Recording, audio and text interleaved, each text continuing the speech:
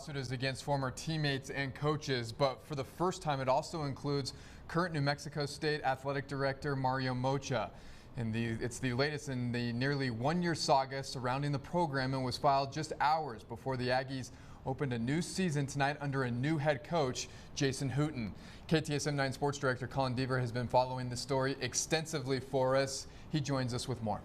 Yeah, guys, today was supposed to be the dawn of a new era for the Aggies under Jason Hooten. Instead, it feels all too familiar. The lawsuit was filed today by former NMSU player Kyle Feit and another former player and team manager who chose not to be identified in the lawsuit.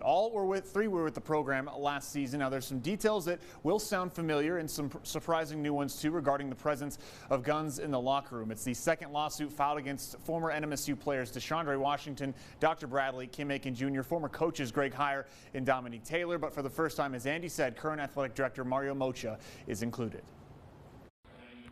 Former New Mexico State guard Kyle Feit hasn't been in Las Cruces since leaving town shortly after the 2022-23 season ended in stunning and abrupt fashion. Monday, he and two other former members of the team who chose not to be identified filed a lawsuit making similar sexual assault allegations as their teammates Deuce Benjamin and Shaq Odunewu did in an $8 million lawsuit settlement last April. But it also alleges that teammates would frequently bring guns into the locker room last season. It's the second lawsuit filed against their former teammates DeShondre Washington, Dr. Bradley, and Kim Aiken Jr., as well as former head coach Greg Heyer and associate head coach Dominique Taylor. For the first time, current AD Mario Mocha is named as a defendant, alleging that Mocha and the two coaches neglected to properly report certain transgressions. The lawsuit includes many of the same sexual assault allegations from the previous lawsuit, but makes new accusations that guns were frequently in the NMSU locker room, elsewhere on campus, and on team trips, including by Washington, the alleged ringleader in the sexual assault accusations. Guns are not allowed on New Mexico State's campus nor on trips involving school activities. The lawsuit states that the presence of guns increased after Mike Peake was involved in a deadly self-defense shooting in Albuquerque as players feared retribution. Feit chose to be named in the lawsuit because, he said, his interest in speaking out and holding all of the defendants accountable outweighs his desire to protect his personal privacy interests. The lawsuit states that he was diagnosed with PTSD as a result of the alleged treatment. The lawsuit also alleges that Feit had a gun pointed at him from inside a car multiple times, but it does not allege who it may have been that did it.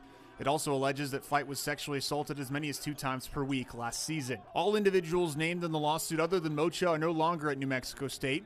Mocha was given a 5-year contract extension in April, which is currently being funded by the Aggie Athletic Club, not state funding, at the direction of the New Mexico Higher Education Department, pending the conclusion of all investigations.